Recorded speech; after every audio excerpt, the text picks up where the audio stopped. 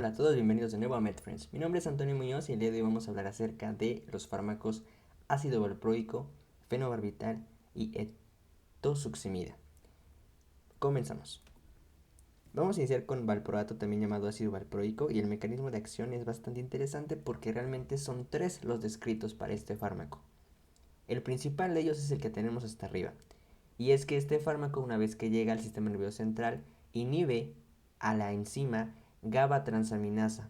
Esta enzima lo que hace es que se encarga de degradar al neurotransmisor GABA. Por lo tanto, al inhibir a esta enzima, la cantidad de GABA va a aumentar y por lo tanto va a haber una mayor secreción de GABA en el espacio sináptico.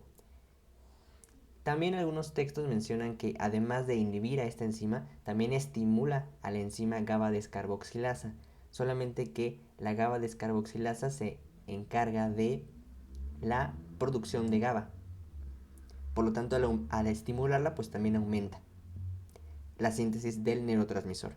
Lo importante es que este neurotransmisor, una vez que se unen a la neurona postsináptica, va a ocasionar la apertura de canales de cloro y de esa manera la hiperpolarización de las neuronas. Este es el mecanismo, como te comento, más importante de valproato, pero también tiene otros dos mecanismos que también ya se han repetido en otros anticonvulsivos. El segundo es la inactivación de los canales de sodio dependientes de voltaje, mecanismo que también llevan a cabo la motrigina, carbamazepina y fenitoína. Y el tercero, pero que también es muy importante, es que inactiva a los canales de calcio tipo T. Como tenemos aquí, al inactivarlos, pues el flujo de iones de calcio va a haber disminuido y de esa manera también va a ocasionar que haya una hiperpolarización en la célula. Algo bien importante es que este mecanismo de los canales de calcio tipo T solamente lo presentan dos fármacos, el valproato y la etosuximida. Por esta razón, estos son los únicos fármacos que pueden utilizarse como tal para las crisis de ausencia. De hecho, hay una mnemotecnia, que es la siguiente, que ausencia se lo pueden aprender con la C mayúscula, porque esa C justamente hace referencia al calcio. Todos los fármacos que inactiven al canal de calcio tipo T van a ser útiles en las crisis de ausencia, es decir, el valproato y la etosuximida. De una vez te adelanto que el fármaco de primera línea para crisis de ausencia es la etosuximida. Muy bien, continuamos. Hablando de la farmacocinética del ácido valproico, vamos a ver que de absorción no hay ningún dato sobresaliente, pero en distribución vemos que tiene una elevada unión a proteínas. Todos los fármacos de primera generación, excepto fenobarbital, tienen una unión a proteínas elevada.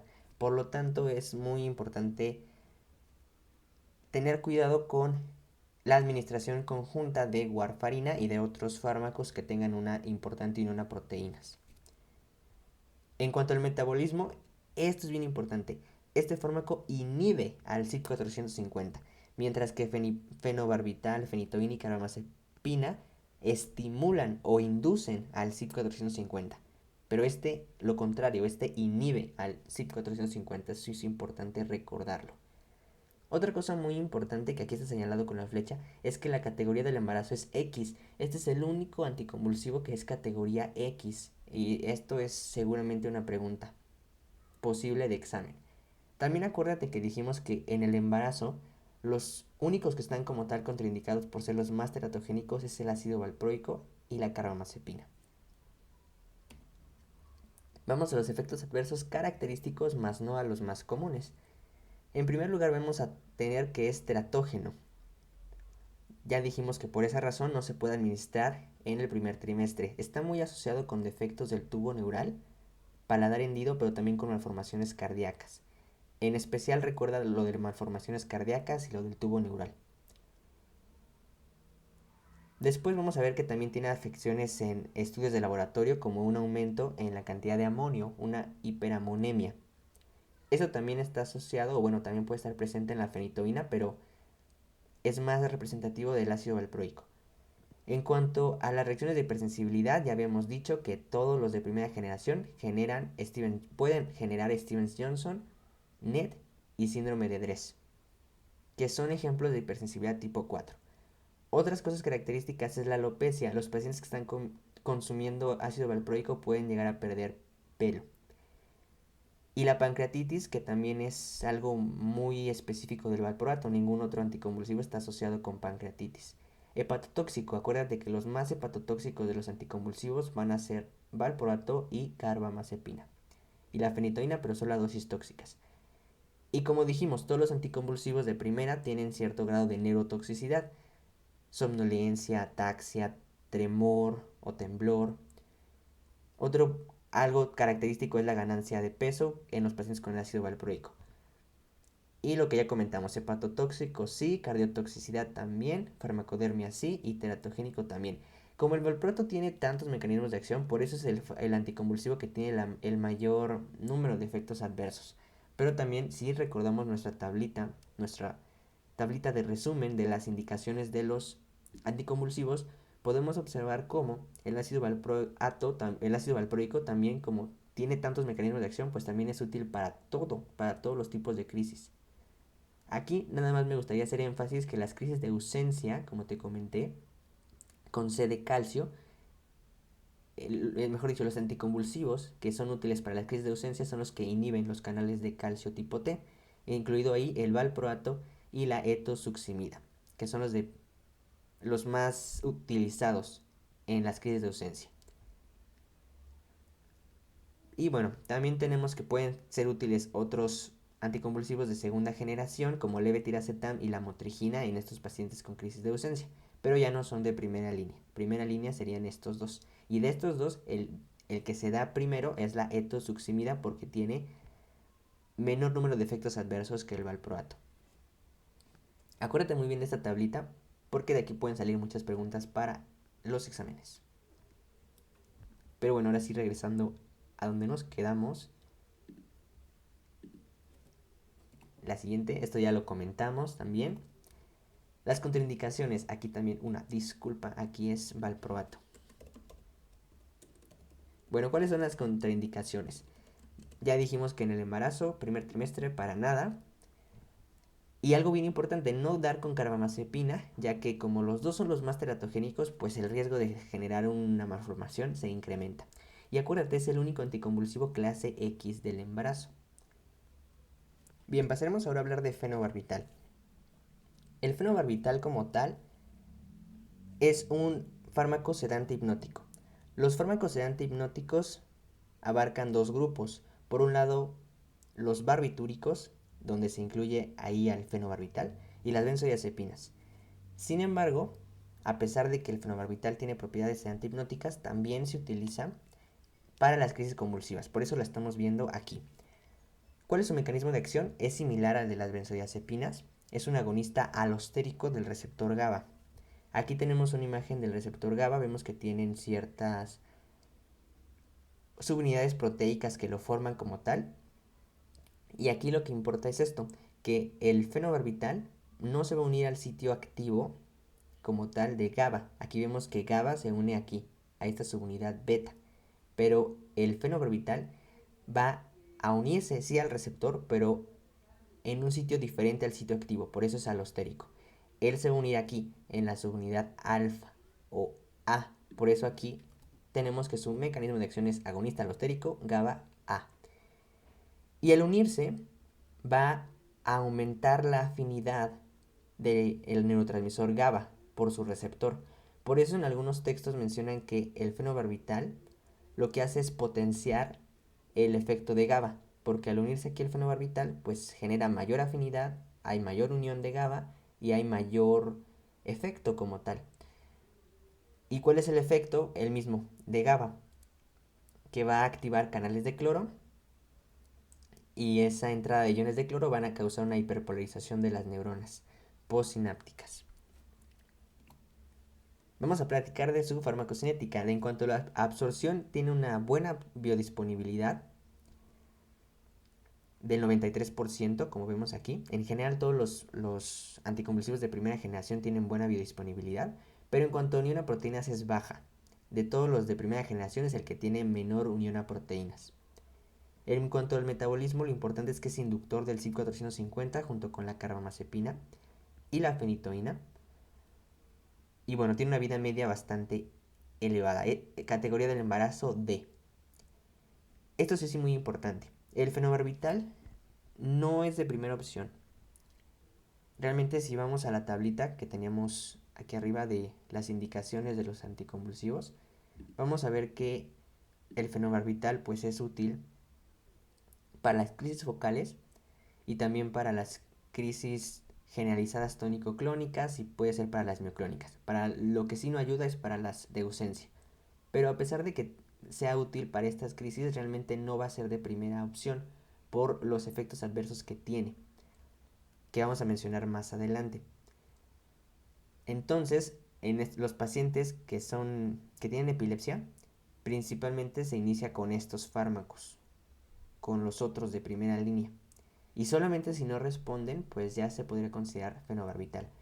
Pero de hecho, el fenobarbital tiene ciertas indicaciones específicas, que son las que se preguntan en los exámenes.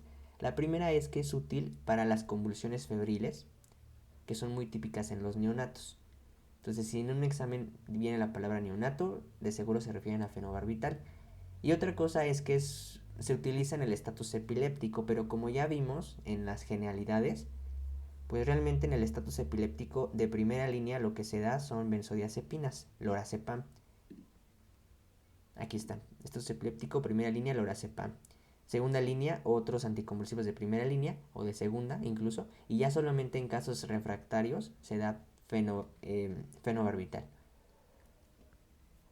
Entonces vemos en conclusión que fenobarbital tiene indicaciones muy específicas y que no es de primera línea, solamente es como tu último recurso. ¿Por qué? Por los efectos adversos, que son estos. Y el más preocupante es la depresión cardiorrespiratoria. Si te pasas de la dosis de fenobarbital, si das mucha dosis, puedes ocasionar que el paciente deje de respirar y que deje de latir su corazón, entonces, y que por lo tanto muera. Entonces es muy importante tener una dosis adecuada de fenobarbital y por eso no se utiliza de primera línea. Otra cosa es que como es su mecanismo de acción parecido al de las benzodiazepinas, va a generar tolerancia y dependencia, al igual que estas, o sea, al igual que las benzodiazepinas. Si en un examen te hablan de tolerancia, de dependencia, se están refiriendo a las benzodiazepinas o al fenobarbital. Y como todos los fármacos de primera línea, los anticonvulsivos de primera generación, se asocia a síndrome de Steven Johnson y NET. Y lo mismo, puede generar neurotoxicidad como todos los anticonvulsivos, ataxia, náusea, somnolencia. Hepatotoxicidad vemos que no se asocia mucho tampoco a cardiotoxicidad, ni siquiera no es tan teratogénico tampoco. Bueno, lo que ya hemos mencionado acerca del embarazo, realmente los únicos que están contraindicados es valproato y carbamazepina.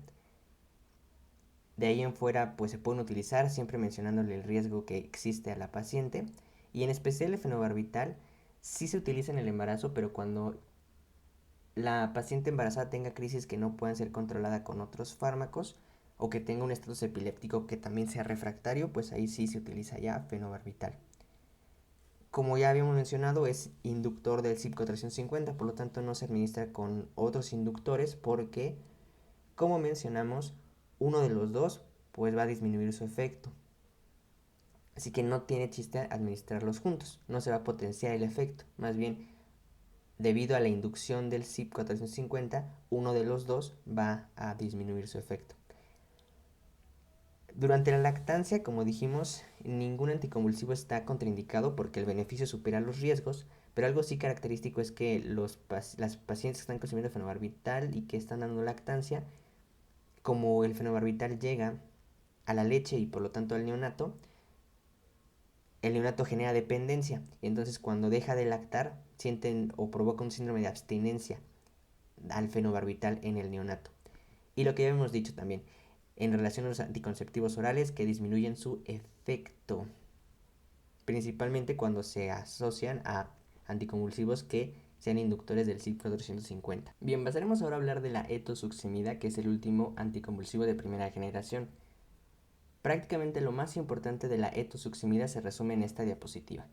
En cuanto a su mecanismo de acción, es un bloqueador de los canales de calcio tipo T, también llamados de umbral bajo, que se localizan en las neuronas del tálamo. Este mecanismo ya también lo habíamos mencionado en ácido valproico, entonces es importante saber eso. Y recordar la mnemotecnia, que dijimos que ausencia se escribe con C de calcio. Esto quiere decir que todos los fármacos que bloqueen los canales de calcio de tipo T van a ser útiles en las crisis de ausencia. Algo también que mencionan los textos es lo siguiente. Cuando se toma un electroencefalograma de un paciente que tiene crisis de ausencia, hay un patrón característico que son las ondas trifásicas de 3 Hz.